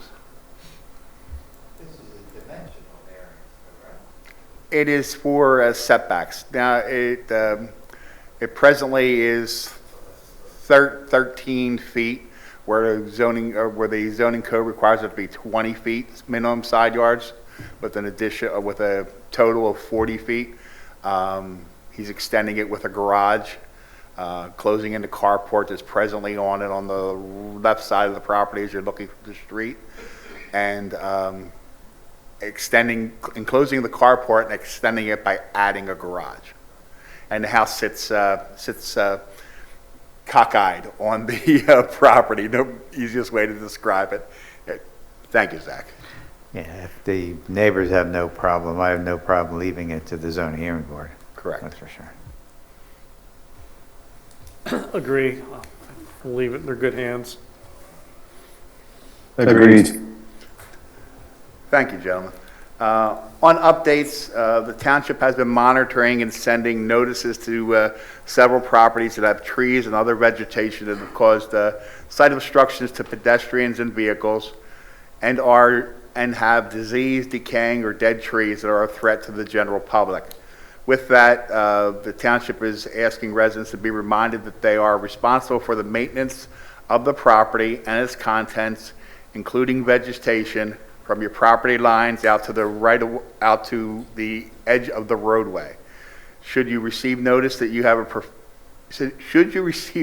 of having these violations, you can have a professional assess the trees in question, but you are responsible for abating any violations to alleviate any hazardous situations. Thank you. Okay. And then I'll just add one just for the public's input from last couple weeks is that the high grass and issues pertaining around the 2930 billboard monument was addressed with the owner, and it's being taken care of, or will be taken care of. Okay. Donna, anybody out there for public comment? Anyone in the audience? You, sir? Way in the back? No? Okay. So I see none. So, moving on. Consent agenda, I'll just read it. And if you have any questions, just chime in, and we'll talk about it in details. 9A, approve the meeting minutes. Approve. Donnie, you got me going. Approve the meeting minutes from June 11, 2025.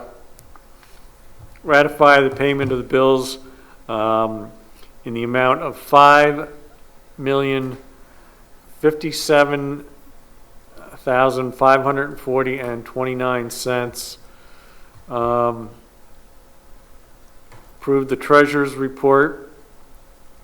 Ratify a $1,000 proposal per pension plan for Conrad Siegel rate of return study.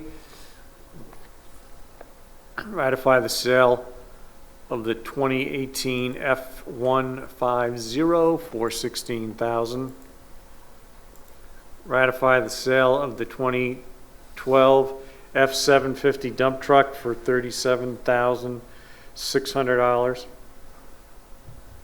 Ratify the purchase of a new police vehicle in the amount of $41,998, not including an uplift charge of $16,000.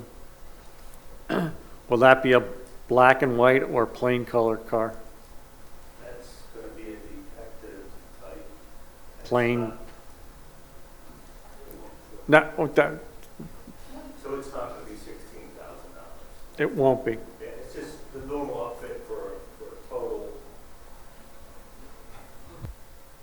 So the normal upfit for a marked unit is about $16,000. So I think that's what Donna meant when she put it on there. But this one's going to be roughly $4,000 to $5,000, I'm guessing.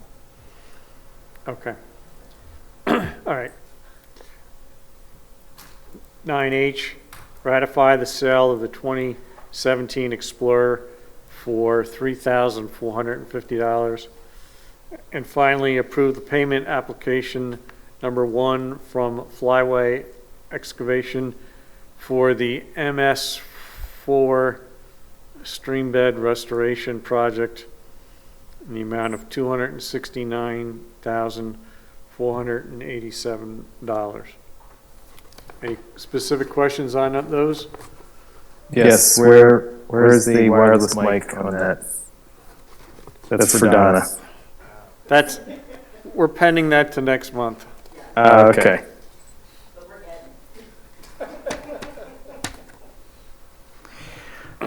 All right, I make a motion to approve the consent agenda as read. I second that motion. All in favor? Aye. And at 10 minutes to 9, meeting is adjourned.